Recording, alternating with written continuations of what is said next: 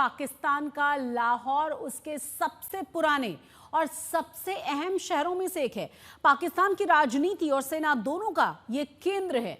दिन भर लाहौर के लोग ड्रोन हमलों से हैरान और परेशान नजर आए। भारत के ड्रोन हमलों के बाद तो अमेरिका ने यहां तक कह दिया कि उनके नागरिक शहर छोड़कर चले जाएं।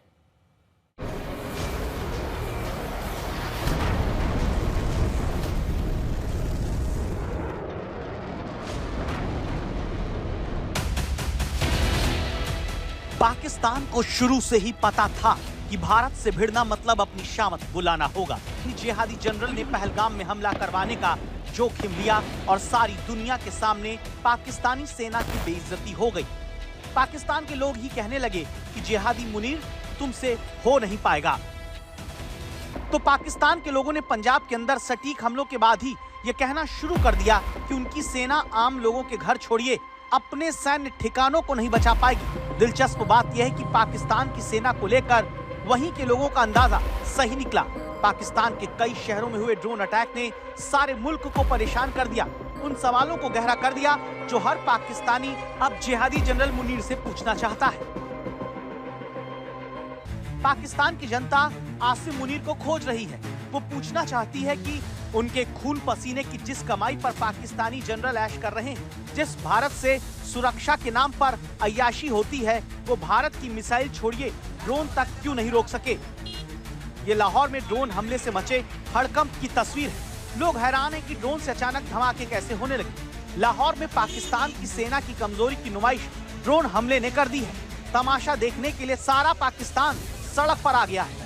लाहौर के कई इलाकों से ऐसी तस्वीर सामने आ रही है जहां पाकिस्तानी सेना की नाकामी से पड़ोसी मुल्क के लोग ठगा हुआ महसूस करते दिखे, पूछते दिखे कि अगर मिसाइल नहीं रोक सके तो कम से कम ड्रोन ही रोक लेते।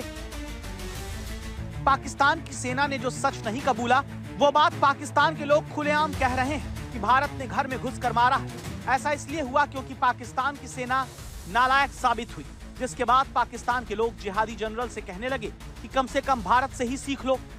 बीती रात पाकिस्तान के हमले के बाद जिस तरह से लाहौर के आसमान पर ड्रोन हमले हुए, उसने बात साबित कर दी कि पाकिस्तान की सेना सिर्फ अपनी ही जनता से जीत सकती है।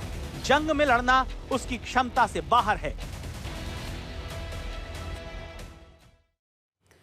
और ज्यादा जानकारी के साथ हमारे दो संवाददाता लगातार जुड़े हुए हैं। हमारे साथ श्रेया भी हैं और असीम भी हमारे साथ जुड़ गए हैं। असीम, क्या जानकारी मिल रही है और क्या अभी भी उसी तरह का माहौल है जिसका जिक्र अभी हम बस कुछ ही देर पहले कर रहे थे?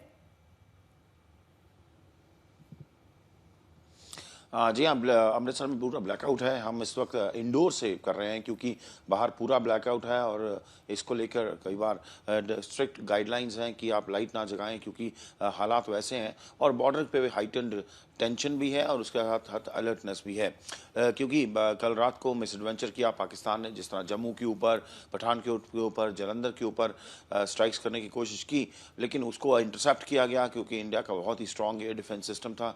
जालंधर में ड्रोन जितने भी थे इंटरसेप्ट करके न्यूट्रलाइज किए गए, जम्मू में जो किए गए, और उसके बाद से लगातार पंजाब में एक हाई अलर्ट मेंटेन किया गया है। बीएसएफ हो, आर्मी हो, सब ऑन टोज है और काफ़ी ज़िलों में जो है ब्लैकआउट कर दिया गया था। और ख़ास करके अमृतसर क्योंकि स्ट्रेटेजिकली बहुत इंपॉर्टेंट है, यहाँ पर जो है एयर बेस भी है और इसके साथ साथ ये बिल्कुल बॉर्डर के साथ लगता है। और ख़ास करके ये आपको मैं बता दूं, ये नेबरिंग डिस्ट्रिक्ट है लाहौर का। इस तरफ जो पंजाब है हमारा, वहाँ पे अमृतसर डिस्ट्रिक्ट लास्ट है, उधर से लाहौर में जो पंजाब है, पाकिस्तानी पंजाब का लाहौर है। तो लाहौर पे इंडिया ने जिस तरह स्ट्राइक्स किए हैं, सो कैटेगोरिकली ये बड़ा सेफ्टी वाइज बड़ा इंपॉर्टेंट हो जाता है कि इसको ब्लैकआउट किया गया है टोटली। और गुरदासपुर में तो आज से जो है टोटल ब्लैकआउट 9 बजे ही हो गया था और अनलिमिटेड टाइम के लिए हुआ है। सो ये बॉर्डर क्योंकि हम 553 किलोमीटर का बॉर्डर जो है शेयर करते हैं, उसको लेकर ये अलर्टनेस है क्योंकि हमने बहुत ही स्ट्रॉन्ग डिफेंस भी दिखाया है। ये पाकिस्तान के जो अटैक्स थे उसको न्यूट्रलाइज किया है और बहुत ही स्ट्रॉन्ग अटैक भी दिखाया है। और यही कारण है कि पाकिस्तान जो है और वहाँ के लोग जो हैं वो बौखलाए हुए हैं और अपनी ही लीडरशिप, अपनी ही सेना पे वो लोग सवाल उठा रहे हैं। जी हाँ।